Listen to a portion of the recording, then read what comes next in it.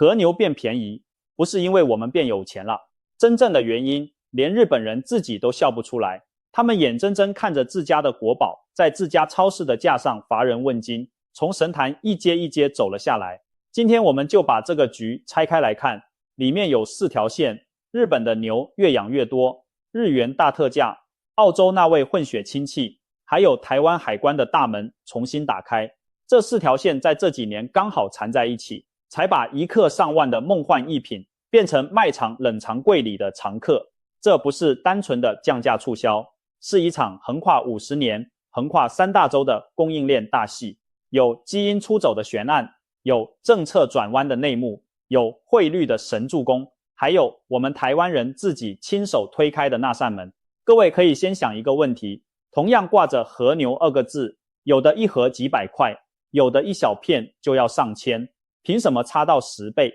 先别急着猜，把今天这一集听完，下次站在冷藏柜前面，我们的眼睛就是内行人的眼睛。要讲神坛跌落，得先讲这座神坛当年是怎么盖的。说来有趣，日本人大口吃牛肉的历史其实很短。江户时代以前，受佛教影响，吃瘦肉是禁忌，牛是拿来耕田的同事，不是食材。一直到明治维新，天皇带头吃牛肉，牛锅店在东京街头一家一家开起来，日本人才正式跟牛肉和解。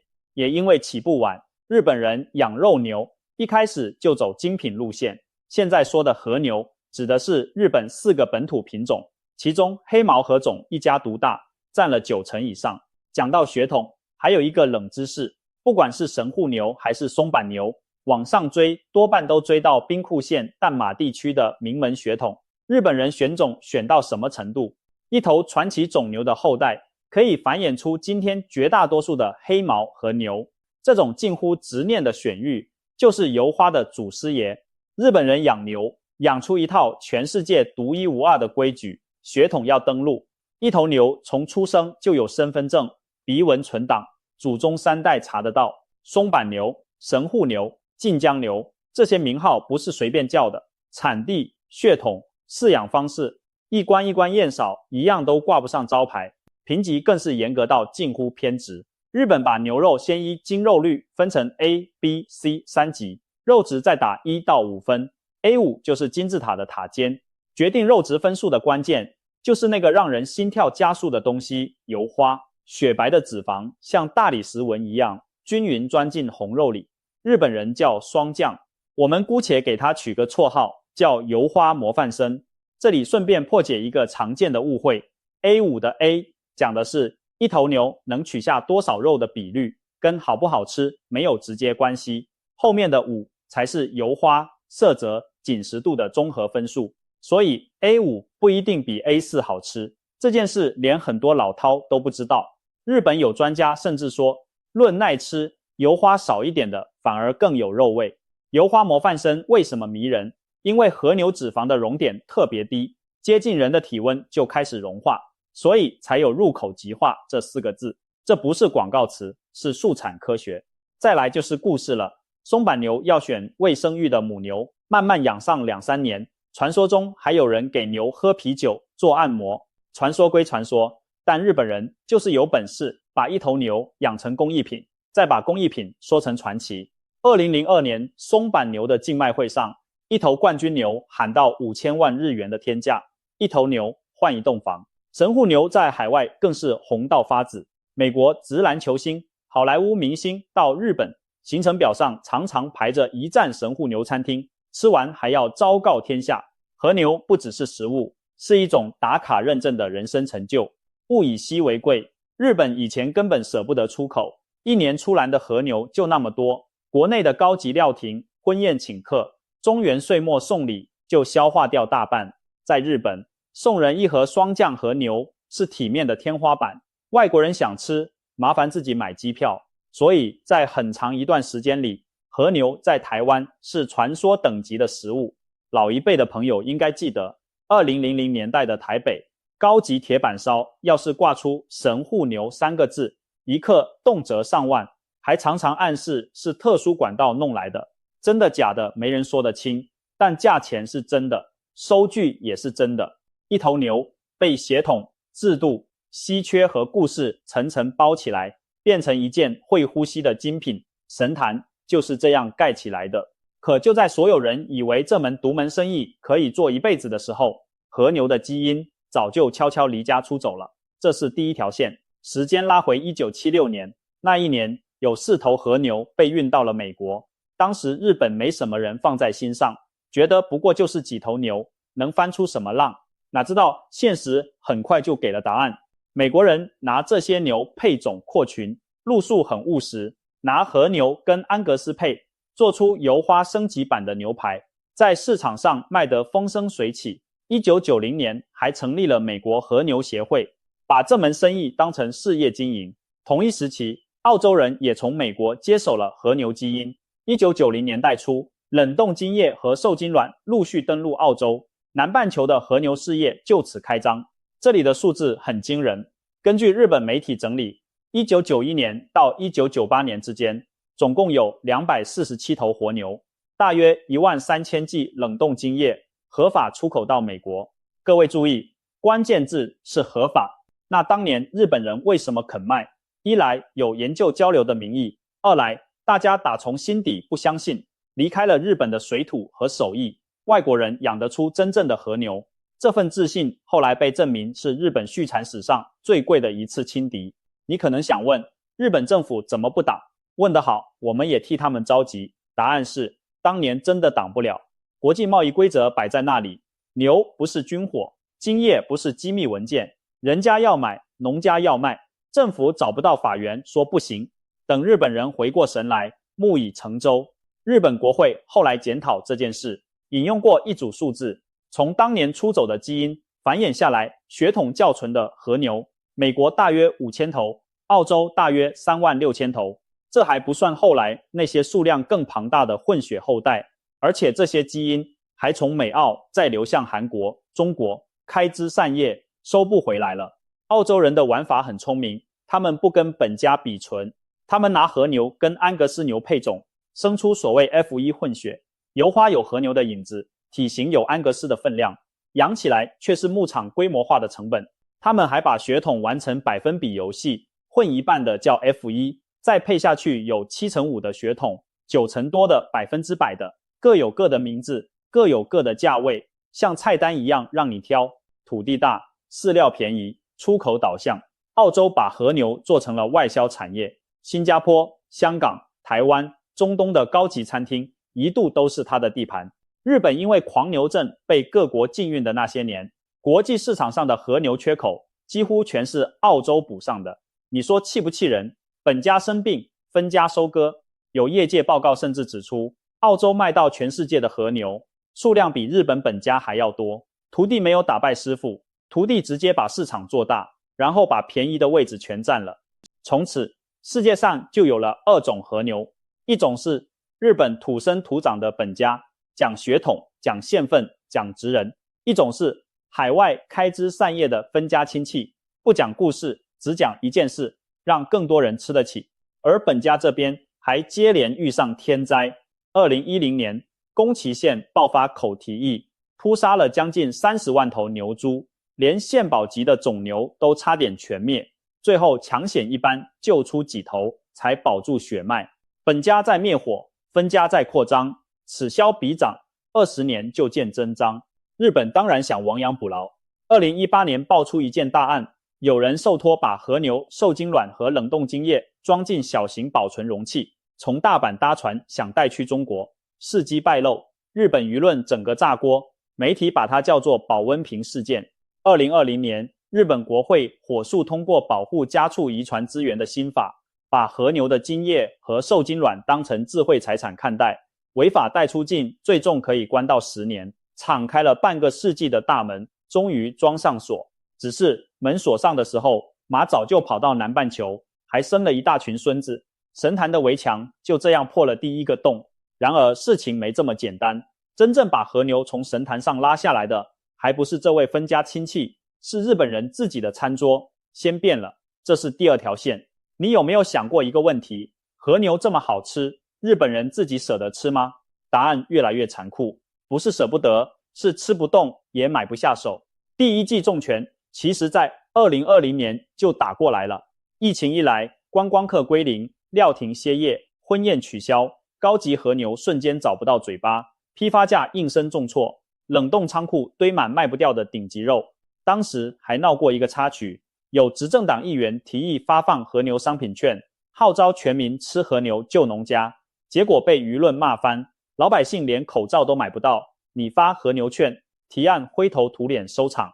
政府后来换了一招，补助学校营养午餐，供应和牛，让小学生在教室里吃顶级国宝，成了那一年最魔幻的新闻之一。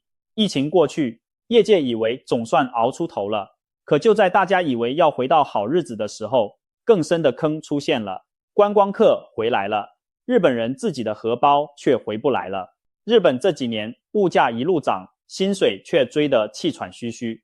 有统计指出，日本的实质薪资曾经连续20几个月负成长，等于月月领薪水，月月变穷。米在涨，蛋在涨，电费在涨。家庭主妇推着推车进超市，第一个被划掉的就是价目表上最贵的那一格，和牛再香，香不过房租和账单。送礼文化也在退烧。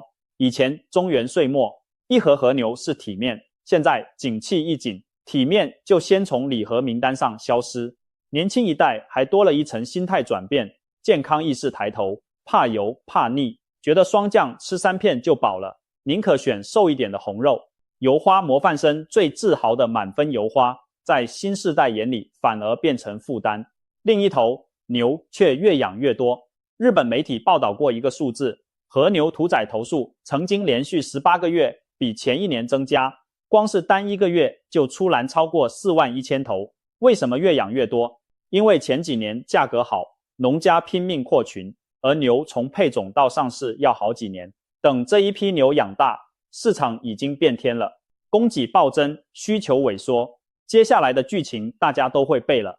2023年9月，日本经济新闻写过一篇报道，高级和牛批发价跌到3年来最低，标题直接用了 A5 泛滥4个字。曾经高不可攀的油花模范生，居然跟泛滥2个字挤在同一个标题里。哪知道现实又反转了，这还不是底。2024年夏天，东京市场 A5 等级的和牛之肉批发价一度跌到1公斤2377日元，比前一年同期再掉 7%， 创下4年来的新低。1公斤2300多日元，换算台币大概500块上下。而且这是 A5 的批发价，日本原本还指望一个救兵，中国市场。中国从2001年狂牛症之后就禁了日本牛肉，这些年谈恢复进口，一直只闻楼梯响，中日关系一紧张，更是遥遥无期。最大的潜在买家等于不存在。到了2026年1月，日经的标题更狠， A5 和牛11年来最低价，连跌几年，直接跌穿10年线。超市的现场更直接，有通路报道提到，部分日本超市缩小甚至撤掉和牛专区，因为摆着就是卖不动，换上便宜的进口牛肉和国产乳牛肉，周转反而快。傍晚时分，贴着折扣标签的和牛盒常常撑到打烊还躺在原地。多位业界人士受访时的说法都差不多，不是和牛变差了，是愿意为他掏钱的人变少了。日本媒体甚至造了一个词叫近畿我见极易过来，就是离和牛而去。一个民族花100多年把牛养成神话，再亲手跟神话渐行渐远，这种剧情编剧都不敢这样写。台湾媒体跑去日本采访，回来的标题一个比一个惊悚。日本人不爱和牛了，超市直接下架。A5 和牛在日本300台币有找，连日本人自己都意外，自家的国宝怎么就从神坛上滑了下来。还有一个对比很讽刺，2024年访日观光客冲上3600多万人，创了新高。日本人自己舍不得吃的和牛，换成拿着弱势日元来玩的外国客人，在烧肉店里大快朵颐。神坛的第二根柱子是被自家人亲手抽走的，最苦的是养牛的农家。日本媒体算过一笔账，一头和牛要养2年半以上，饲料、水电、人工全在涨，卖价却一路走低。很多农家等于养越多赔越多。高龄化再补上一刀，养牛户平均年纪一年比一年大，后继无人，收手的收手。这时候日本政府看着满场卖不掉的油花模范生，想到了一条活路，国内吃不动，那就卖到国外去。可就在所有人以为出口只是止血的时候，日元跳出来补了一刀，把这条活路直接拓宽成高速公路，这是第3条线。我们台湾人对这件事再熟悉不过了。这几年去日本玩，最开心的一件事就是换汇。2021年初，1美元还在103日元附近晃，到了2024年7月，最低一度贬到161日元。对台币更夸张，台银牌价一度出现 0.19 字头，银行门口换日元的队伍排得跟抢演唱会门票一样长。有人开玩笑说，这几年台湾人把大阪当成自家后花园，周五下班飞过去，烧肉店里点的都是以前不敢翻开的那一页菜单。同样一份和牛套餐，换算下来比在台北吃还划算。这种账台湾人算得最快，日元大特价对游客是小确幸，对日本的出口商却是天上掉下来的大礼。同样1公斤和牛收的是美元，台币换回日元直接多一大截。于是和牛出口从涓涓细流变成开闸放水。回头看统计，日本牛肉的出口额10来年间翻了好几倍。数字会说话。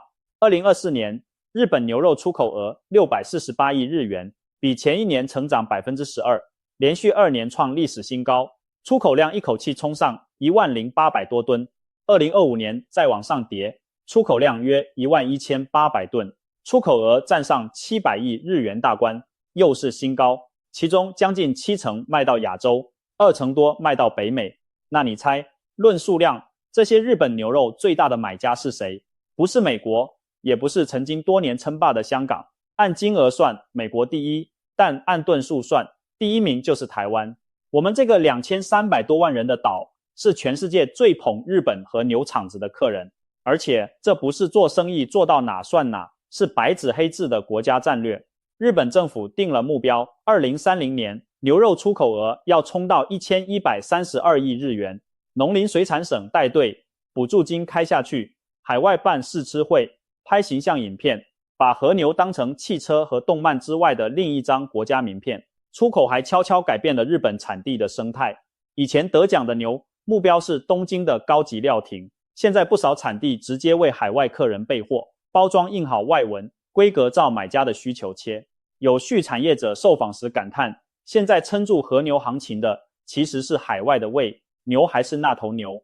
捧场的人换了国籍，讲白了，以前是舍不得卖，现在是拜托你买。神坛上的贡品变成了出口报单上的常规品项。神坛的第3根柱子是汇率亲手锯断的，和牛没有喊降价，是日元先替他打了折。不过东西再便宜也要进得了门才算数。这就轮到第4条线出场，台湾这扇门是怎么一步一步打开的。老观众一定记得狂牛症。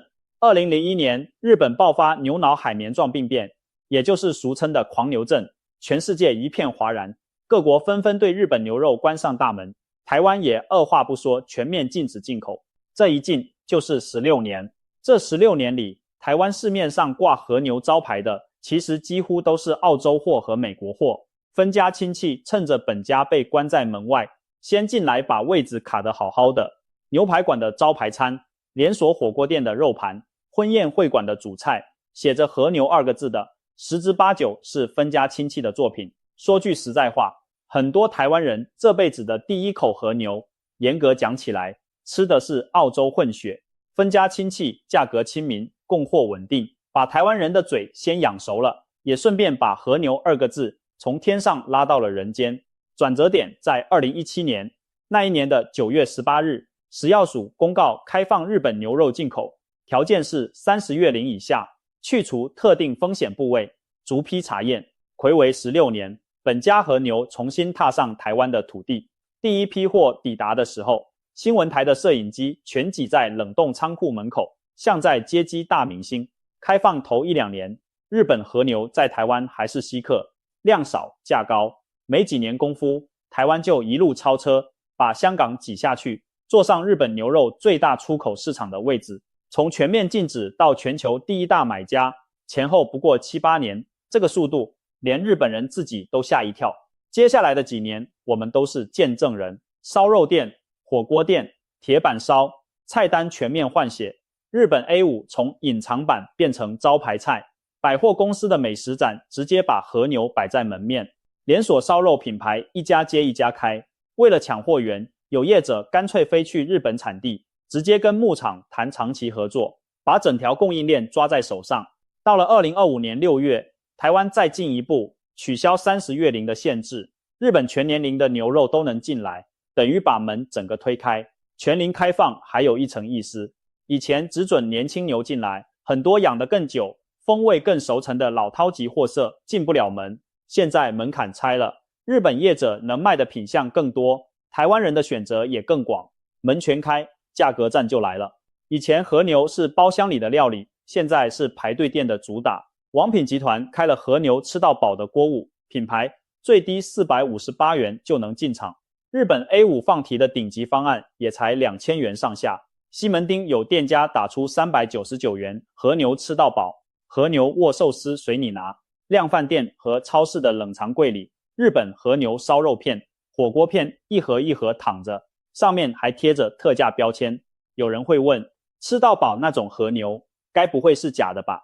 不是假的。这一问正好问到门道上，便宜的和牛多半是分家亲戚或是本家里比较平时的部位，招牌没有骗人，只是招牌底下的世界比我们想的大得多。你发现了吗？4条线在这里交汇了。日本牛太多，日本人不吃，日元大特价，台湾大门全开，上游拼命想卖，下游门户洞开，中间还有汇率，顺水推舟，价格不掉下来才奇怪。神坛的最后一根柱子是我们自己开门搬走的，可就在我们以为从此可以闭着眼睛捡便宜的时候，真正的门道才要登场。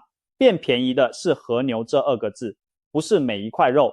现在回头回答开场那个问题，同样叫和牛，凭什么差10倍？因为和牛这块招牌底下住着完全不同的东西。先讲一个最根本的规则，在日本国内，只有日本出生、日本饲养的牛才能挂和牛2个字，但到了国际市场，和牛的英文拼音没有申请到专属保护，澳洲、美国都能光明正大用这个名字。所以同一个词在日本是血统证明，在国际上只是一种风格，混淆就是从这里开始的。第一个要看产地和血统，日本和牛讲究血统纯正，长期古饲，分级严格，成本天生就高。澳洲和牛很多是跟安格斯的混血，油花用另一套 MS 评分，从日常等级的 MS4、MS5 到高阶的 MS8、MS9 都有。美国肉品电商的行情很直白，日本 A5 类眼1磅大约200美元，澳洲纯血同等油花大约100到140美元，混血的澳洲和牛1磅18美元起就有的谈。同样2个字，内容物可以差出一整个量级，所以一盒几百块的多半是澳洲混血或平时等级，一小片上千的才是本家 A5 的精华。这不是谁骗谁，是市场本来就分好了层，只是招牌长得太像。第二个要看部位和形式，同一头 A5， 类眼心和边角碎肉的价差是好几倍。卖场那些亲民价的和牛烧肉片、火锅片，常常取油花漂亮但部位平实的地方，切薄分装，单价自然就压下来。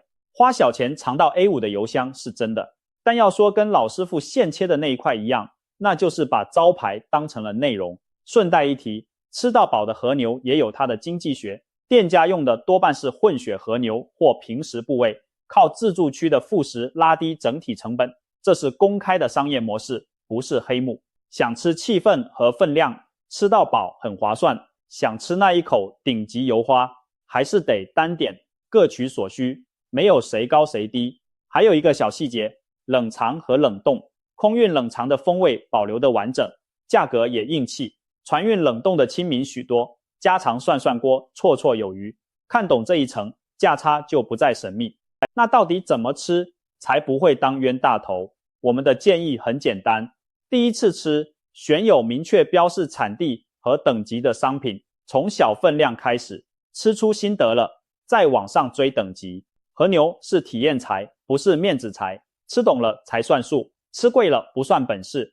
第三个，我们这个年纪的朋友还得看看自己的身体。和牛迷人之处就在油，入口即化的秘密，说穿了就是脂肪。